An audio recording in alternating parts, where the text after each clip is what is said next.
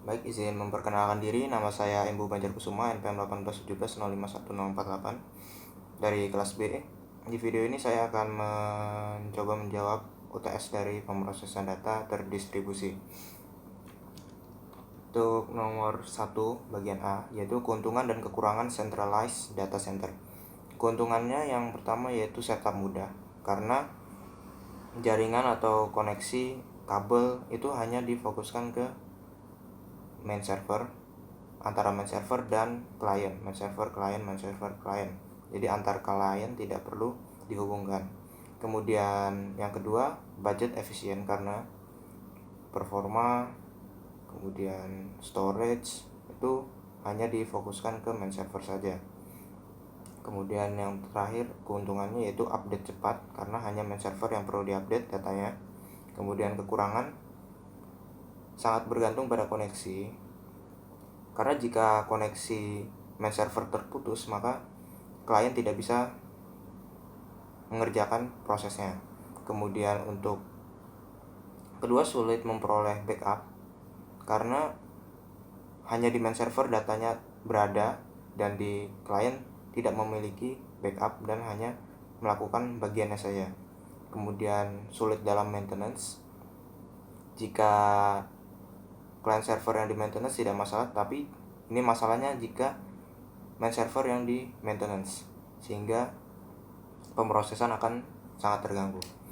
Kemudian yang kedua yaitu untuk yang distribute data center. Keuntungannya yang pertama yaitu latency rendah karena setiap PC saling terhubung, sehingga pengiriman data bisa langsung to the point kemana data itu akan dikirim.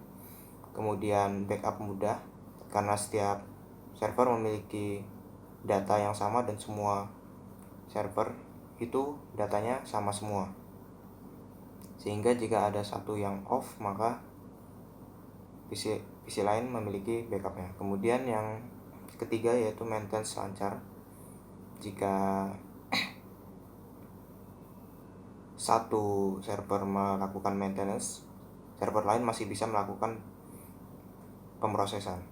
Kemudian kekurangannya yaitu budget tinggi karena setiap PC atau server terhubung maka itu sangat menguras biaya, terutama kabel, terus jaringan juga. Kemudian setupnya kompleks karena semua server saling terhubung, dan juga jika geografisnya rumit maka itu akan sangat mengganggu. Kemudian yang terakhir yaitu update data setiap saat, karena setiap server harus memiliki data yang sama satu sama lain, jadi update data itu sangat penting, karena untuk backup juga, karena itu kelebihannya. Kemudian masih soal nomor 1 tapi yang B. Kemudian ini mengenai jenis-jenis virtualization dalam data center. Yang pertama ini ada VMware vSphere. Yang pertama, manajemen sumber daya itu menggunakan vSphere Distributed Resource Scheduler. Kemudian kedua, ketersediaannya menggunakan vSphere High Availability.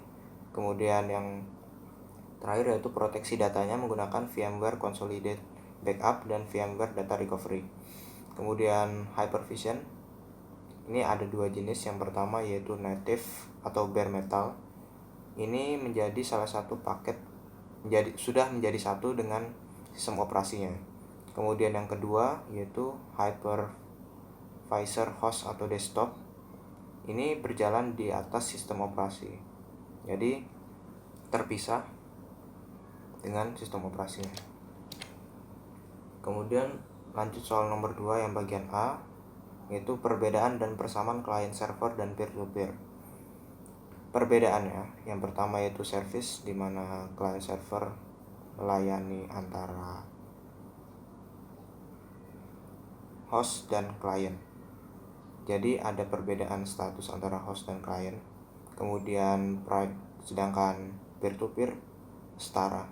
Jadi bisa sebagai host, kadang sebagai server, tergantung kebutuhannya antar server. Kemudian privacy ini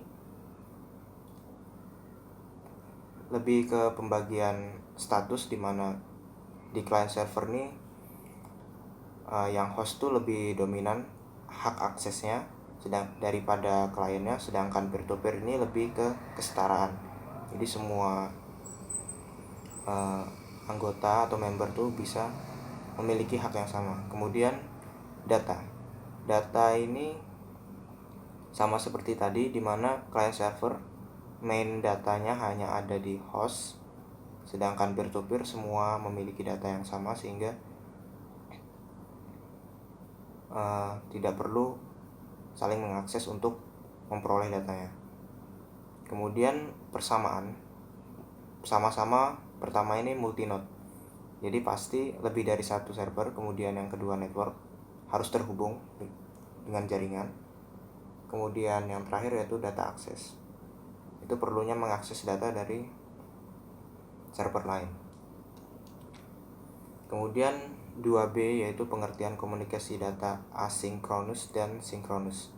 Asinkronus ini komunikasi data secara tidak langsung, bahwa dengan kata lain si penerima bisa menerima atau membaca data di waktu yang lain, tidak perlu on time. Kemudian yang intinya tidak terikat pada waktu yang tetap. Contohnya itu seperti email atau forum gitu. Jadi tidak perlu di waktu yang sama untuk membaca datanya. Kemudian sinkronus, komunikasi data secara langsung, tidak ada jeda waktu antar pengirim dan penerima data. Seperti contohnya video call. Jadi di waktu yang sama harus terhubung.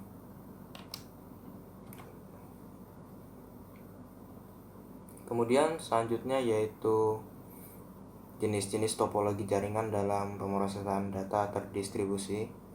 Yang pertama yaitu ada topologi star. Topologi star ini difokuskan sehingga lebih mudah dalam menentukan main server. Biasanya dipakai di client server atau ya itu. Kemudian topologi mesh ini yang saling menghubungkan satu perangkat ke semua perangkat lainnya.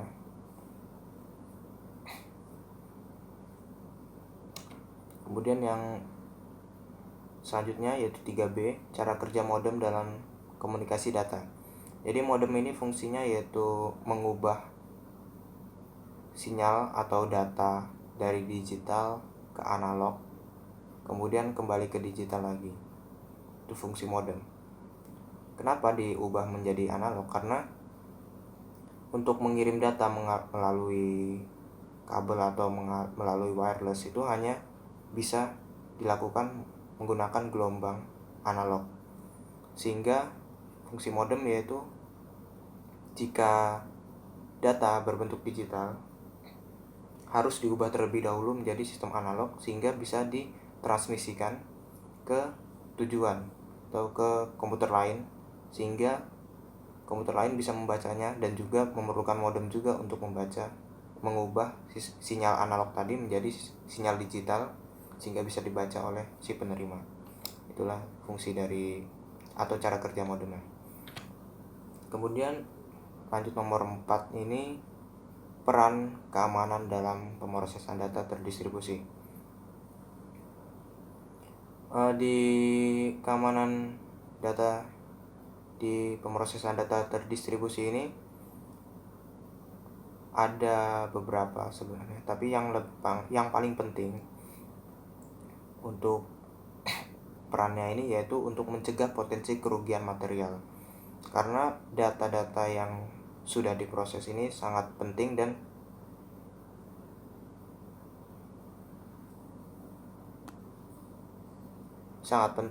juga sangat rentan untuk diakses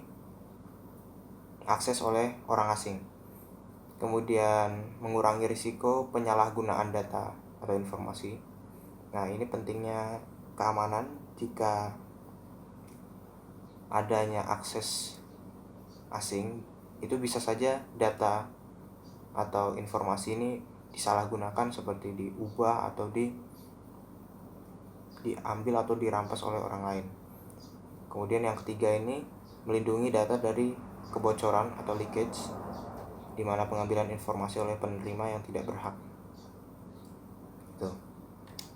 Kemudian yang B itu enkripsi, private key, dan public key.